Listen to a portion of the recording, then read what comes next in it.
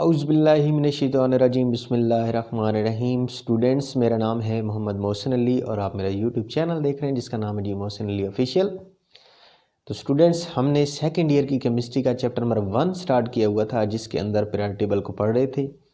इसके अंदर हमने पढ़ा जी हिस्ट्री के बारे में, डिफरेंट साइंटिस्ट की काविशें पढ़ी, इसके अंदर ग्रुप्स को पढ़ा, इसके अंदर पीरियड्स को पढ़ा, हमने ब्लॉक्स पढ़े, हमने फैमिलीज़ पढ़ी। ये सारी किस्म की चीज़ें ये हम पढ़ चुके हैं प्रीवियस वीडियोज़ के अंदर। अगर नहीं देखी तो इसी चैनल पे मेरी ये वीडियो सारी मौजूद है। तो अब मूव करते हैं जी अपनी नेक्स्ट टॉपिक की तरफ। टॉपिक का नाम है जी ट्रेंड्स इन पीरियोडिक टेबल। ठीक है, पीरियोडिक टेबल के अंदर डिफरेंट किस्म के ट्रेंड्स हैं। आज पहला ट्रेंड्स हम पढ़ने वाले हैं जिसका नाम है जी एटॉमिक साइज़। एटॉमिक साइज़ क्या होता है? देखें भाई, फर्स्ट ईयर के अंदर चैप्टर नंबर 1 में हमने पढ़ा था कि साइज़ ऑफ एटम को कैसे मेजर करते हैं भाई, क्योंकि एटम का साइज़ जो है वो बहुत ही स्मॉल है, इसको मेजर करना इम्पॉसिबल है, मुश्किल है। ऑप्टिकल माइक्रोस्कोप से इसको देखना पॉसिबल नहीं था। हमने किससे देखा था? इसका एविडेंस लिया था जी इलेक्ट्रॉन माइक्रोस्कोप से। ये फर्स्ट ईयर की बातें।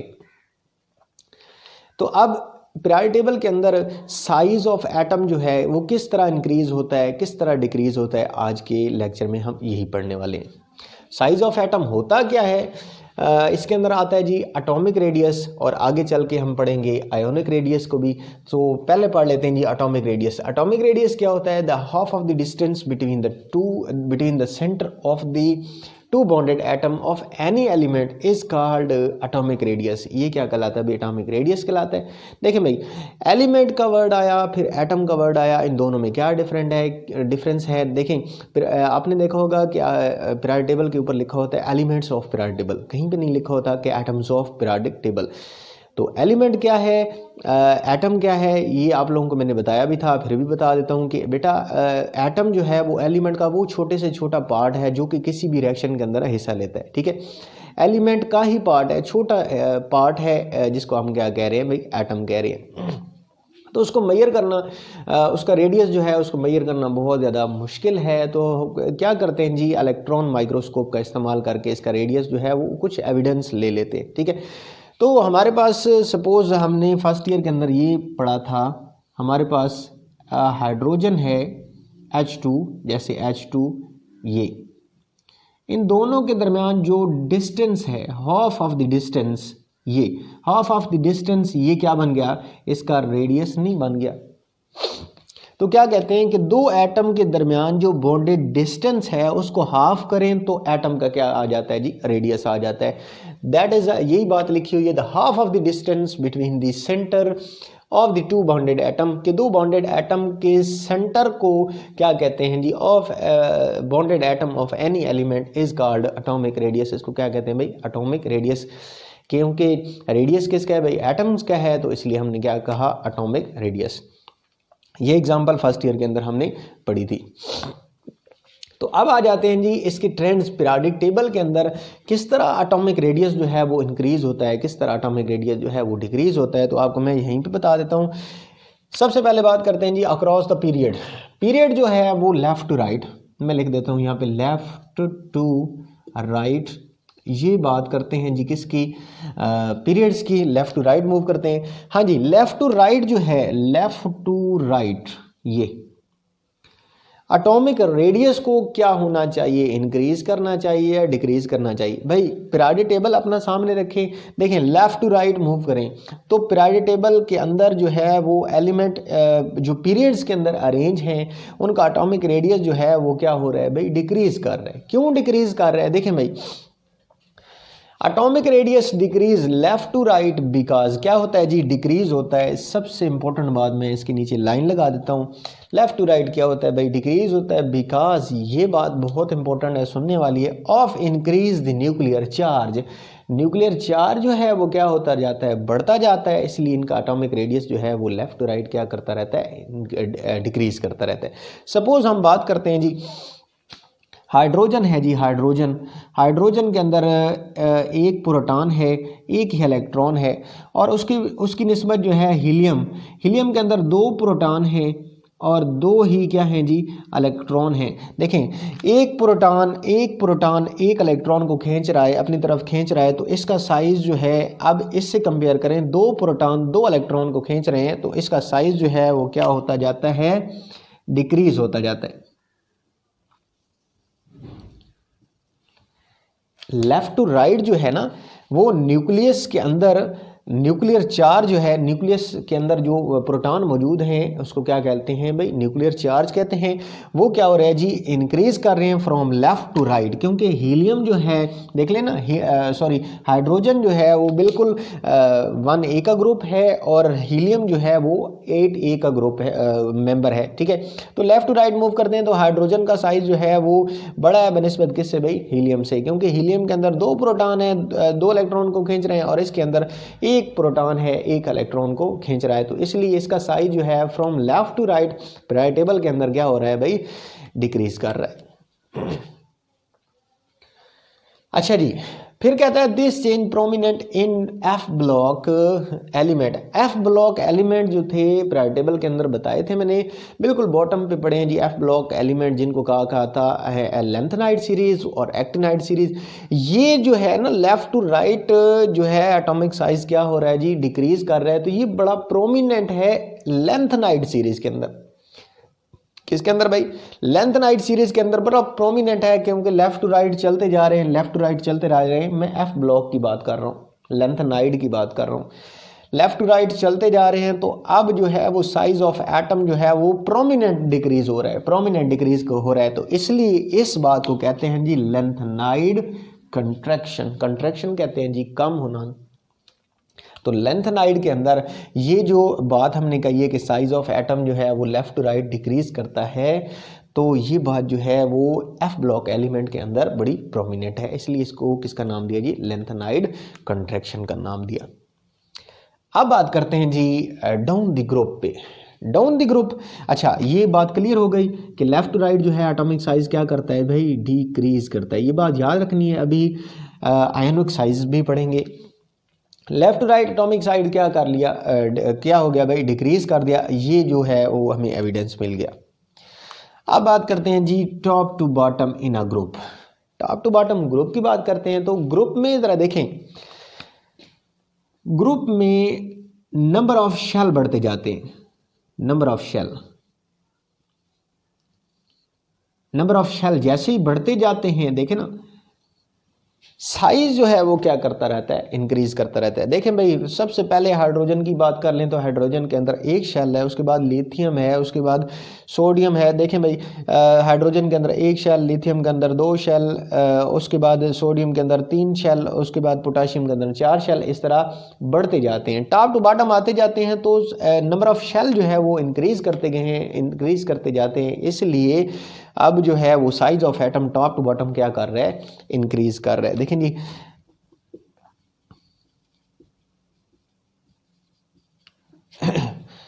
देखिए मैंने बताया था हाली ने की रब से फरियाद। तो हाइड्रोजन जो है इसके अंदर एक शेल है, लिथियम के अंदर 2 शेल हैं, सोडियम के अंदर 3 शेल हैं, पोटाशियम के अंदर 4 शेल हैं, रुबिडियम के अंदर 5 शेल हैं। ठीक है, तो टॉप टू बॉटम आते जा रहे हैं। तो साइज ऑफ एटम क्या कर रहा है जी, इंक्रीज कर रहा है। यहाँ पे लिख देते हैं क्या होता है जी, इंक्रीज, इंक्रीज। और ये जो है इस तरफ क्या होता जाता है भाई, डिक्रीज करता जाता है। ठीक है, तो इसको पढ़ लेते हैं। डाउन द ग्रुप जो है वो atomic radius increase from top to bottom, increase होता है जी टॉप टू बॉटम पे। मैंने बता दिया क्यों होता है, because increase in number of shell, क्योंकि नंबर ऑफ शेल जो है वो 1 by 1 क्या हो रहे हैं भाई, इंक्रीज कर रहे हैं। ठीक हो गया। तो ये सारी डिस्कशन जो है इतनी ही है। ठीक है, तो ये 2 नंबर का शॉर्ट क्वेश्चन भी आता है, व्हाट इज एटॉमिक रेडियस। मैं लिख देता हूँ, क्वेश्चन आता है जी, what is atomic radius, also write its trends in periodic table. तो पीरियोडिक टेबल के अंदर दो ही ट्रेंड हैं, बात करनी है जी पीरियड्स की बात करनी है, और बात करनी है आपने ग्रुप की बात करनी है। फ्रॉम लेफ्ट टू राइट जो है वो पीरियड की बात करेंगे कि साइज ऑफ एटम जो है वो डिक्रीज कर रहा है, क्यों कर रहा है वो मैंने आपको बता दिया। और उसके बाद टॉप टू बॉटम है, ग्रुप है, साइज ऑफ एटम जो है वो इंक्रीज कर रहा है, वो क्यों कर रहा है आप लोगों को ये भी बता दिया। तो ये 2 नंबर का शॉर्ट क्वेश्चन आ सकता है, ये 2 नंबर का ही आता है, ठीक है। तो स्टूडेंट्स इतना ही था, आप इसका स्क्रीनशॉट बना लें ताकि हम आगे चलें।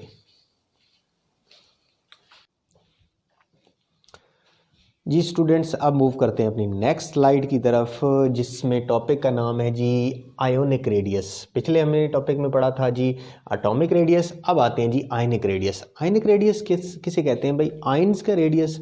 सबसे पहले तो पता होना चाहिए भाई आयंस होता क्या है। देखें भाई, एटम से 1 या 2 इलेक्ट्रॉन जितनी उसकी कैपेसिटी है वो रिमूव करवाएं या ऐड करवाएं। एटम से 1 या 2 इलेक्ट्रॉन जितनी उसकी कैपेसिटी है वो ऐड करवाएं या रिमूव करवाएं तो क्या बन जाता है? अब आयन बन जाता है।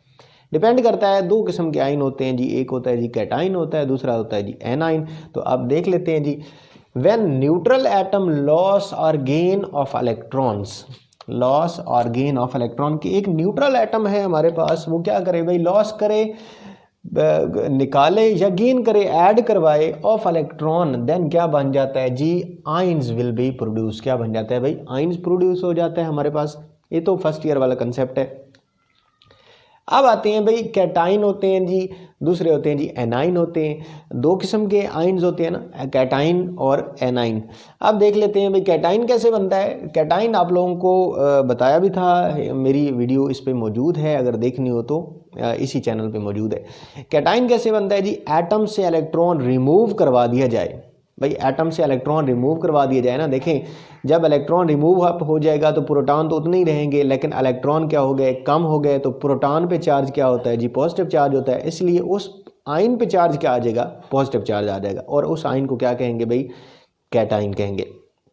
इसी तरह आयंस कैसे बनते हैं, सॉरी एनाइन कैसे बनते हैं भाई? एक न्यूट्रल एटम के अंदर इलेक्ट्रॉन ऐड अप करवा दिया जाए। जब इलेक्ट्रॉन बाहर से ऐड करवाएंगे तो प्रोटॉन तो उतने ही रह गए, लेकिन इलेक्ट्रॉन जो है बाहर से आ गया, क्योंकि इलेक्ट्रॉन पे चार्ज होता है, नेगेटिव चार्ज होता है, तो अब प्रोटॉन कम हो गए, इलेक्ट्रॉन जो है वो ज़्यादा हो गए, तो इसलिए अब उनके ऊपर चार्ज क्या आ जाएगा? नेगेटिव चार्ज आ जाएगा, और उस आयन को क्या कहते हैं भाई? एनाइन कहते हैं। ठीक है, 1 बाय 1 इसको डिस्कस करते हैं। मैंने बता दिया कि कैटाइन कैसे बनते हैं, एनाइन कैसे बनते हैं। अब इनके रेडियस की बात करते हैं, तो size of cation is smaller than that of the neutral atom. कि साइज ऑफ कैटाइन जो है वो क्या होता है जी? स्मॉल होता है जी न्यूट्रल एटम से। क्वेश्चन लिख लें यहाँ पे, बहुत इंपॉर्टेंट क्वेश्चन है। वाई, क्वेश्चन लिख लें भाई, why size of cation is smaller than its parent atom. ये 2 नंबर का शॉर्ट क्वेश्चन है जी। दोबारा से रिपीट कर देता हूँ, why size of cation is smaller than that of parent atom. तो क्यों होता है जी स्मॉल? अब वो भी पढ़ लेते हैं क्यों होता है स्मॉल। जैसे कि हमारे पास सोडियम है जी, 157 पिकोमीटर इसका आयनिक एटॉमिक रेडियस है। जब इससे एक इलेक्ट्रॉन निकलवा दिया तो अब कितने जी? 95 पिकोमीटर बन गया। देखें भाई 157 से किस में आ गया जी? 95 पिकोमीटर तक आ गया, सिर्फ एक इलेक्ट्रॉन के निकल जाने की वजह से। क्यों कम हुआ? लेट्स सी, चेक कर लेते हैं। मैं कोशिश करता हूँ यहाँ पे बना दूँ, क्योंकि हमारे पास जो सोडियम का एटॉमिक नंबर है ना वो है जी 11। तो 11 इलेक्ट्रॉन देखें जी, पहले में 2 इलेक्ट्रॉन, दूसरे में कितने हैं जी? 8 इलेक्ट्रॉन, 2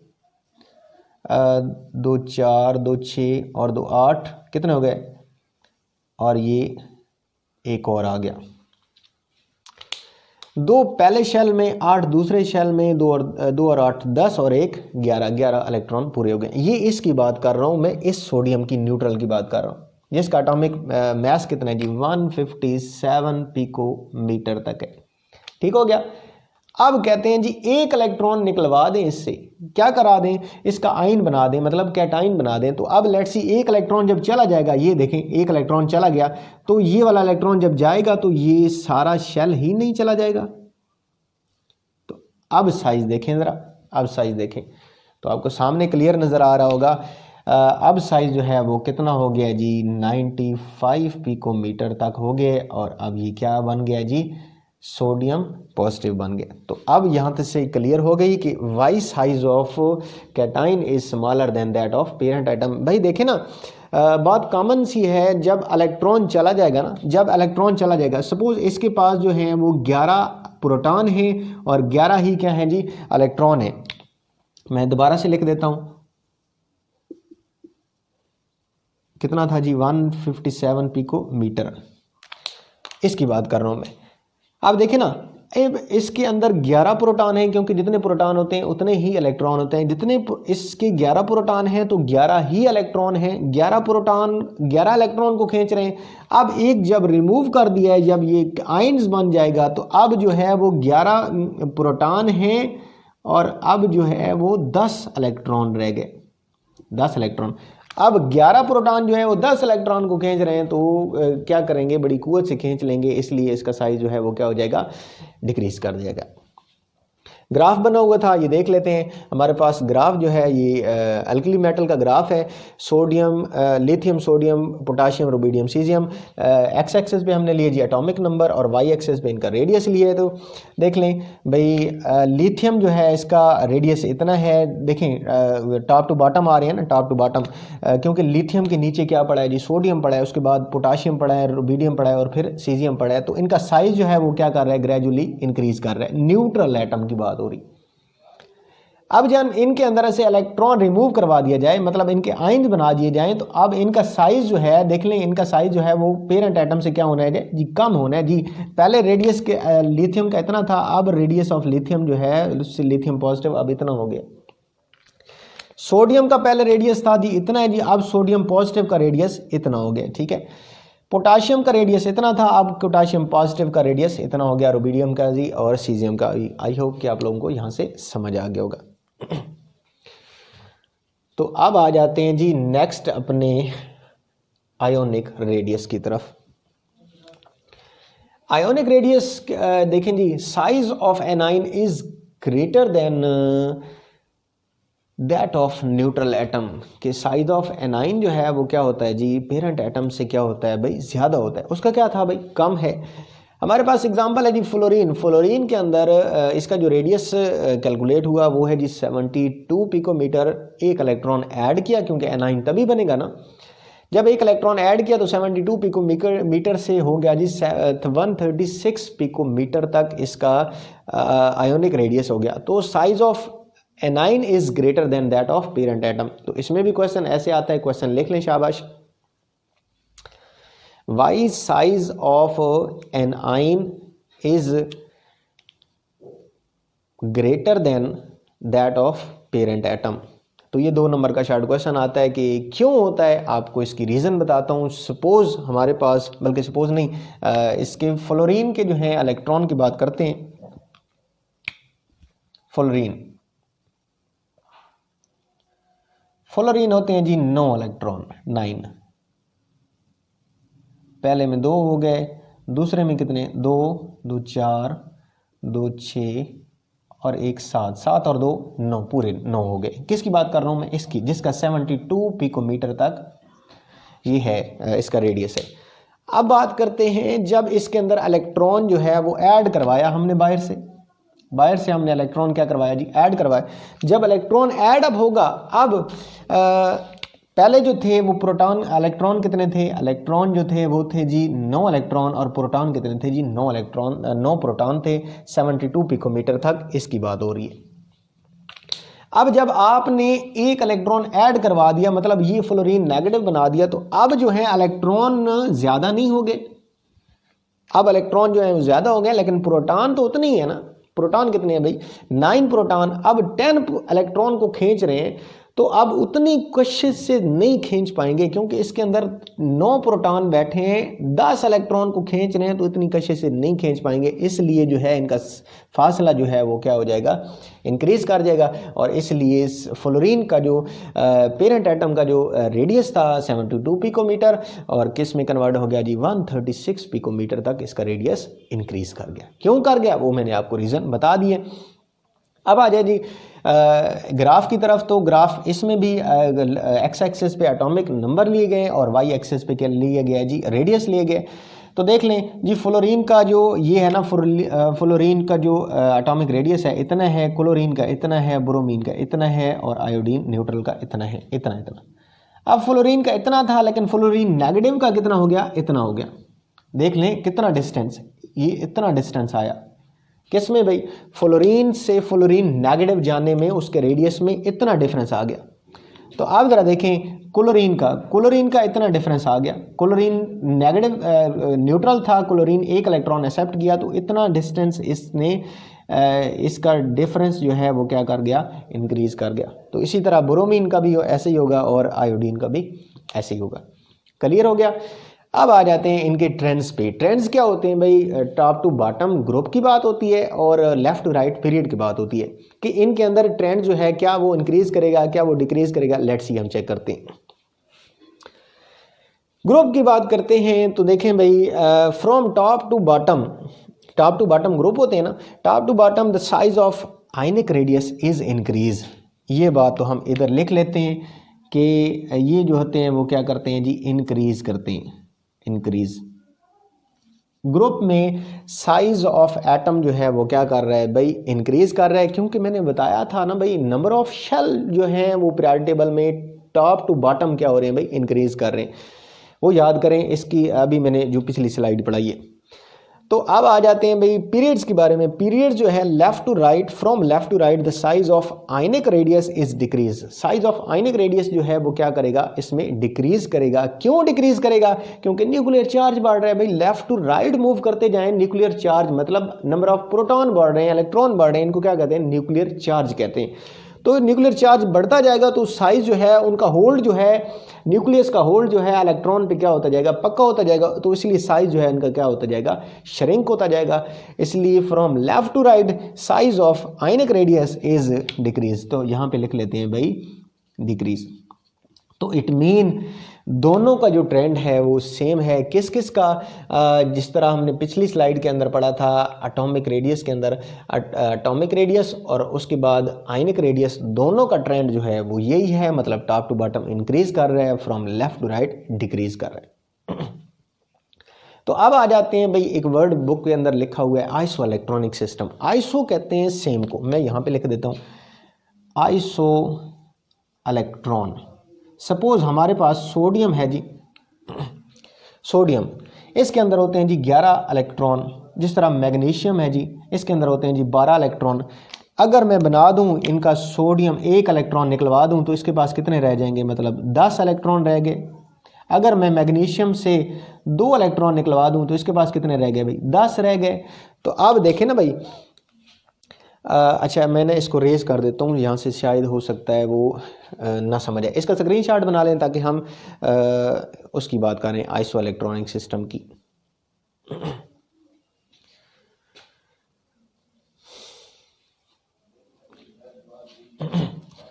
तो साइज आइसो इलेक्ट्रॉनिक सिस्टम भी कोई लंबी चौड़ी साइंस नहीं है, बहुत आसान है। आइसो वर्ड जो है, आइसो कहाँ से निकला, सेम से निकला। इलेक्ट्रॉनिक सिस्टम का मतलब है same electron.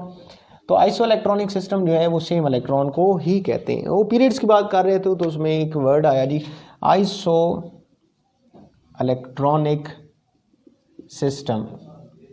Iso electronic system क्या कहता है भाई। अब मूव करें ज़रा, सोडियम 11 इलेक्ट्रॉन और ये जो है मैग्नीशियम जो है वो कितने इलेक्ट्रॉन है जी, 12 इलेक्ट्रॉन है।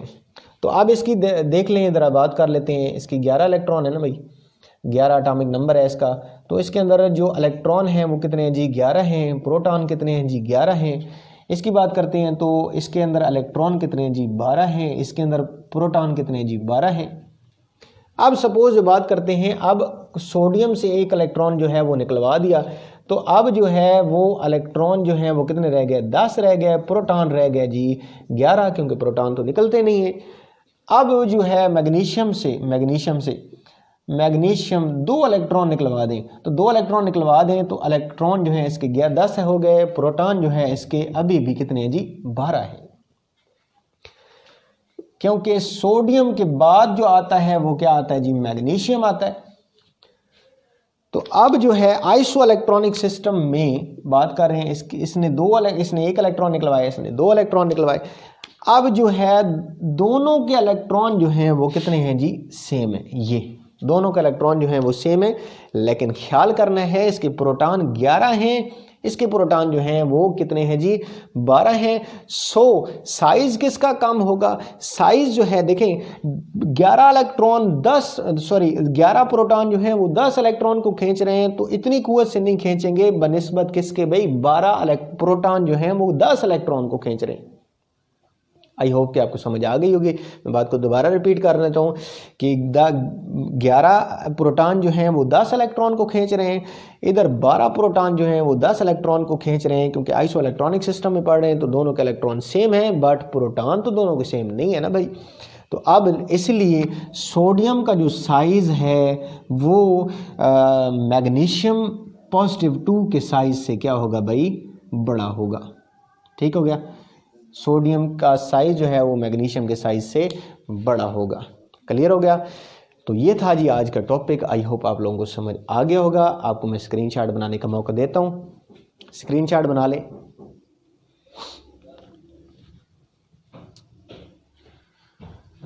जी तो स्टूडेंट्स ये था हमारा टॉपिक, और अगर आपको कोई क्वेश्चन है, क्यूरी है, तो वो कमेंट सेक्शन में मेरे से पूछ लिया करें। आई होप कि आपको लेक्चर जो है वो आसानी से समझ आ जाएगा। ठीक है, मिलते हैं जी अपनी नेक्स्ट वीडियो तक। अपना और अपने प्यारों का ख्याल रखिएगा। अल्लाह हाफिज़।